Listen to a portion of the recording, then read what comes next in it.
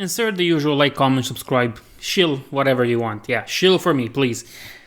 What I'm here to do is talk to you about this little video that I've done, and many of you might have seen it, where we look at Midwinter Mini's whole that problem with historical wargaming. Well, you know what? There is something interesting. It's not related to this, but it is a quote from the CEO of Warlord Games, John Stallard. And it's better if you listen to him. So let's begin. I think that the biggest threat now, along with some of the supply problems we've been seeing, is what seems to have become known as Wokism. It doesn't matter where it comes from, but journals are going to do what they do. They could write a story right now, some sensationalized thing, that one wargames manufacturer is making Nazis, another is producing imperialist British soldiers to slaughter natives, and another is sculpting slave-owning Confederates. What an outrage! I can just see that it can then progress to people deciding they don't want their children playing X and Y. You know what I say to this? Based. It is a fitting response considering the whole Midwinter Minis debacle with where he was trying to show for World of Warships and talk about a problem that isn't there. And I like how well he puts it, that there can be a problem for everything. Imperialist British, Confederates, oh no, Nazis, anything can be bad. And as somebody pointed in one of the comments for that original video I did, that reaction to that problem, is that he's Irish. The guy was Irish and he talked about how, well, the British didn't really treat his family right at all, and he doesn't really like the British.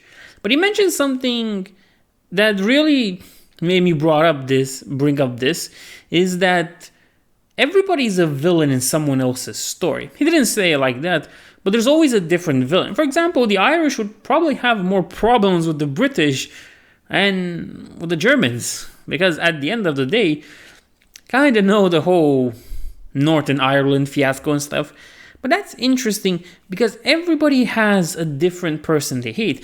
Funny enough, how there was never a mention of communism, of the Soviets. Oh boy. There was never a mention of how evil the Soviets are in Midwinter Mini's whole video.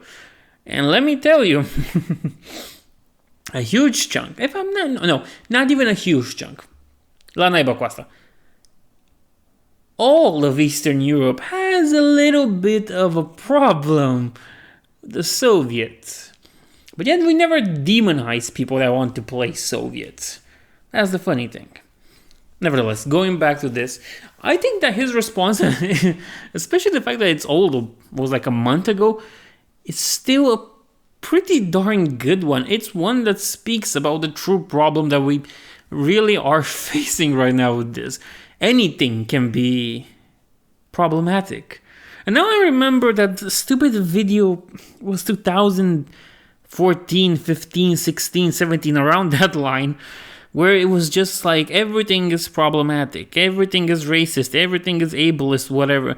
And it's funny how we used to laugh at that notion, and here we are today where the nuances of things just get thrown out the window. We are in a position where that whole stupid video is true, because if you want it to be, it can be.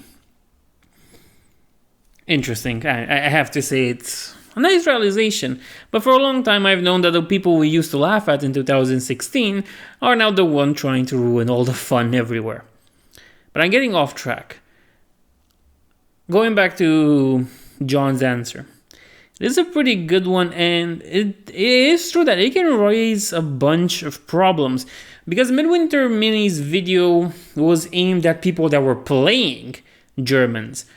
But what is it to say that at some point there won't be somebody that comes like, I like this historical war games and all that, but I don't like that they have Nazis in them. You see, Nazis are the biggest problem with historical wargaming, and you would make a bunch of money if you don't have Nazis. Basically reducing or cutting out the whole historical part, especially of World War II historical games. And we're going slowly and steadily at that point. I really like his insight, his comment. It really makes you think how messed up is the world right now, that we are at this point where anything can be a problem. Anything. Nothing matters anymore. Nuances, aspects, interesting stuff that we can discuss about certain things are thrown out the window for the outrage. And I like how he calls them journals and not urinalists, which would have been a better term, but I guess he's a CEO of a company. He needs to be more respectful than I am. I am a nobody with a microphone. At the end of the day, I can be as loud and as vulgar as I want. I don't have a big company that I try to maintain. So I like that he's really touching points and subjects there that, as mentioned earlier, are true to our current society.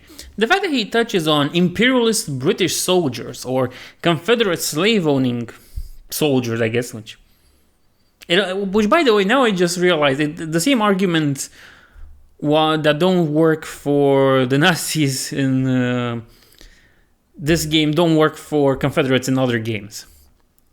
But that's besides the point. It touches on these subjects, and I think that at some point things will shift. They will change. I'm not saying the Nazis will ever be the good guys, but I'm saying that there will be other problems and other factions that people will have a bone with. For example, if you look at 40k, there's a bunch of people that don't know what fascism is or Nazism and attribute it to the Imperium, which is wrong. Very wrong. In fact, it's so wrong that I should do that video on it at some point. Maybe. Nevertheless, we're getting to that point where anything can be a problem. I mean, everything is a problem. And it's pretty disheartening, especially when you look at the problem that can arise for smaller companies. The Games Workshop can pretty much survive one of those scandals. If somebody wants to be edgy and weld 3 swastikas together and go to a tournament in Spain, Games Workshop can pretty easily survive that. Now, no skin off their back. But with smaller companies like Warlord Games and others that do historical war games, which, as mentioned in the midwinter mini videos, they're not that rich and they're not that big on the scene. They have more to lose just by the fact that they tackle this historical aspect, which the truth is that history is neither beautiful nor ugly. History just is. And if you want to do it historically right, you're going to have to show it with everything it has, with cards open on the board. I was about to say table, but table also works, board, whatever. And I think this puts smaller companies at a huge disadvantage and a great risk. But hopefully we won't get to that point. I have little hopes for the future, but it can get better, right? Anyway, I really liked his comment. I think I've said that 5 times already. And I might just be thinking of getting some Warlord Games figures at some point. But first, I'm waiting on my Mark III to come. I'll probably look into those. You know what? Might even do some videos on that. But we'll have to see. Nevertheless, I hope you like this, and I'll see you in the next one.